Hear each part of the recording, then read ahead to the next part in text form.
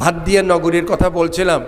এই ভাদ্দিয়া নগরী ছিল আমাদের বিম্বিসার রাজার অধীনে একটা শহর, অঙ্গরাজ্য, মগধের একটা অংশ ছিল। বিম্বিসার রাজা যেহেতু পুণ্যবান, সেহেতু বিম্বিসার রাজ্যে অনেক ধনী ছিল। যেসব ধনীদের ধন হিসাব করা যেত না, তাই তাদেরকে বলা হয় অমিতা ভোগী। অমিত মানে শেষ নাই, হিসাব করা যাবে না, এরকম ভোগ সম্পদ ছিল এদের মধ্যে। এই ভাদ্দিয়া নগরীতেই 5 জন বড় পারমিবান ছিল। এই ভাদ্দিয়া নগরীতে 5 জনের মধ্যে একজন হলেন মেন্ডাকা ষষ্ঠী, দ্বিতীয় জন হলেন মেন্ডাকা ষষ্ঠীর স্ত্রী চান্দাপাদুমা, তার নাম, অথবা চন্দ্রপদ্ম বাংলায়।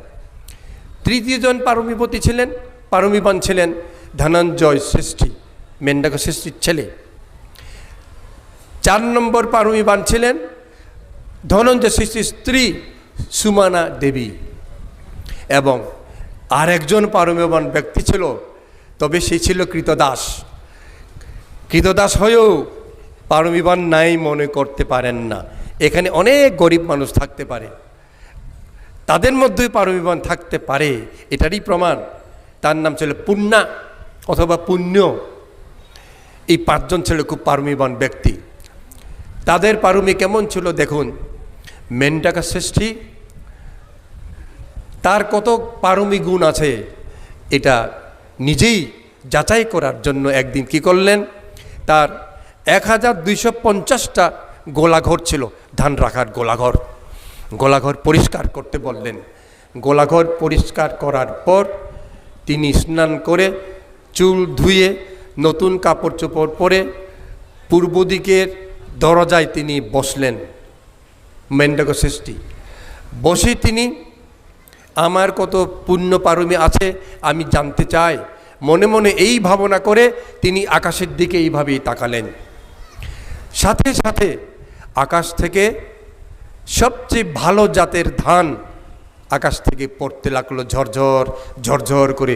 বৃষ্টি যেমন পড়ে, সাথে সাথে 1250টি গোলাঘর ধানে পরিপূর্ণ হয়ে যায়। এবং তিনি সেই গোলাঘর থেকে যে ধান, যত লোক আছে আমার থেকে ধান নিয়ে যাও, তিনি ধান দিয়ে দিতেন। কিন্তু গোলাঘরের ধান কোনোদিন কমতো না, আবার পরিপূর্ণ হয়ে যেত। এই মেন্ডাকা ষষ্ঠী একদিন চিন্তা করলেন, আমার গুণ পারমি কত আমি তো জানলাম, আমার স্ত্রীর কত গুণ আছে এবার আমি দেখতে চাই। তাই তিনি তাদেরকে ডেকে বললেন, তোমাদের কত গুণ পারমি আছে আমি জানতে চাই, একটু দেখি।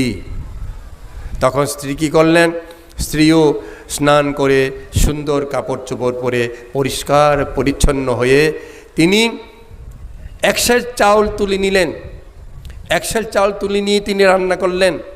রান্না করার পরে তিনি সোনার পাত্রে ঢেলে সোনার চামচ হাতে নিয়ে তিনি বলতে লাগলেন, আসো কারা ভাত নিতে চাই আসো। অঙ্গরাজ্যের ভদ্দিয়া নগরীর যত লোক সবাইকে তিনি সেই ভাত খাওয়ালেন। 1 সের চাউলের ভাত আর কমলো না, পাত্র আবার ভর্তি হয়ে গেল, পাত্র আবার ভর্তি হয়ে গেল, আর ভাত কমে না। এই ছিল তার গুণ। তারপরে ধনঞ্জয় ষষ্ঠী, মেন্ডাকা ষষ্ঠীর ছেলে, এবার তার সে পারমি দেখবে কত আছে। সে কী করল, সে 1000 মুদ্রার একটা বস্তা, 1000 মুদ্রা ভরাইয়া একটা বস্তা সে হাতে নিয়ে স্নান করে সুন্দর কাপড় পরে তিনি বাড়ির দরজায় বাইরে তিনি বসলেন। বসে তিনি আহ্বান করলেন, আসুন যার যত টাকা ধন লাগবে, মণিমুক্তা লাগবে আমার থেকে নিয়ে যান। লাইন ধরে ভাদ্দিয়া নগরের বাসী আসতে লাগলো। তাদের যত বড় পাত্র হোক, এত বড় পাত্র হলেও ক্ষতি নেই, ছোট হোক বড় হোক, তিনি সবাইকে সোনা তুলে তুলে দিলেন। সেই বস্তাতে 1000 স্বর্ণ মুদ্রা ছিল, কিন্তু আর কমলো না। যত আসছে তত নিচ্ছে, যতজন আসছে সবাইকে পাত্র ভরে ভরে দিচ্ছে, সবাই ভরে ভরে নিচ্ছে। কিন্তু তার সেই ধনের কমতি নাই। ইহাই ছিল তার গুণ পারমী। এবার সুমানা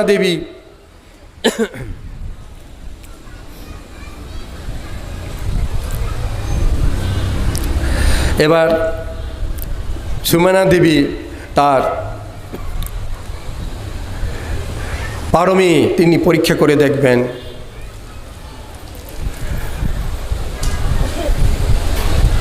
তার আগে আমি ওইটা একটু বলি দেয়।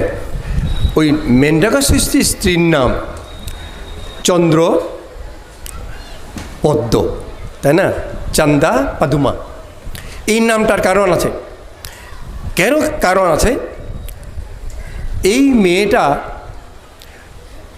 অতীত জন্মে তিনি অতীতের যে সকল বুদ্ধ উৎপন্ন হয়েছিলেন এই সকল বুদ্ধকে তিনি সাক্ষাৎ পেয়েছিলেন। তাই ওই সকল বুদ্ধকে ওই জন্মে তিনি দান দক্ষিণা পূজা করেছিলেন।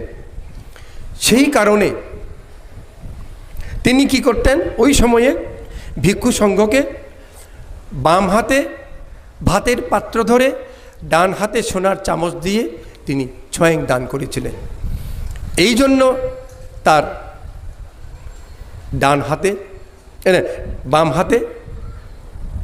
বাম হাতে ছিল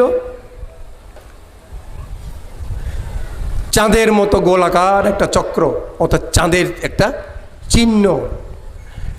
তারপরে তিনি ওই সময় ভিক্ষু সংঘদেরকে যেন তারা পিপাসা কষ্ট না পান, তিনি শুধু জল নয়, জলের মধ্যে মিষ্টি মিশিয়ে শরবত বানিয়ে তিনি নিজের হাতে বানিয়ে দৌড়িয়ে দৌড়িয়ে ভান্তে এই শরবত খান, ভান্তে এই জল খান, এইভাবে তিনি শরবত দান করেছিলেন। হ্যাঁ, সেই কারণে তিনি এই ডান হাতে ছাঁকুনি ধরে বাঁ হাতে ছাঁকুনি ধরে ডান হাতে পানি ঢেলে দিয়েছিলেন। সেই জন্য তার ডান হাতে সূর্যের মতো একটা দাগ, একটা ছাপ হাতের মধ্যে রেখায় ফুটে উঠেছিল। তাই জন্মের সময় গণকেরা যখন তার হাত পা দেখা গেল যে তার হাত পাতে চাঁদের চিহ্ন এবং সূর্যের চিহ্ন, পদ্ম ফুলের চিহ্ন আছে। তাই তার নাম হয় চন্দ্র পদ্ম। এইরকম পারমীবতী তিনি। এখন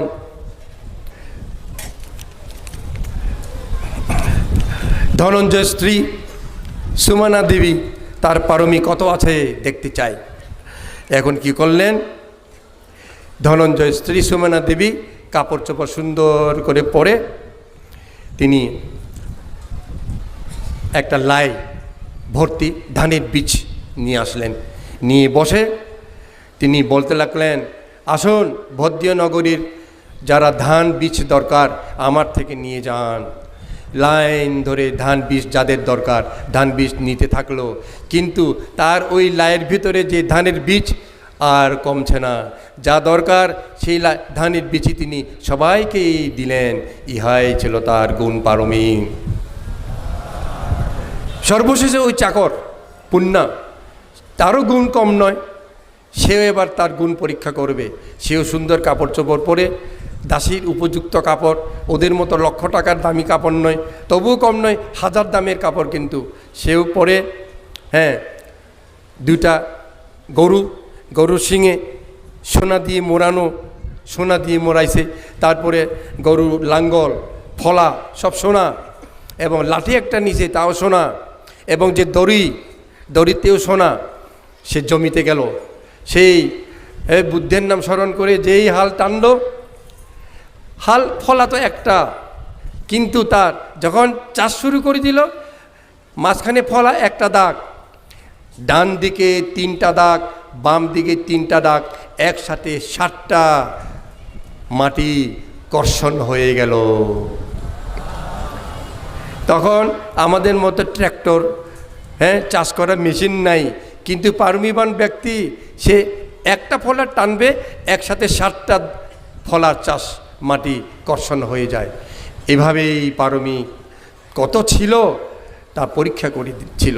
ভদ্রীয় নগরীতে এ ধরনের 5 পারমিবান ছিল।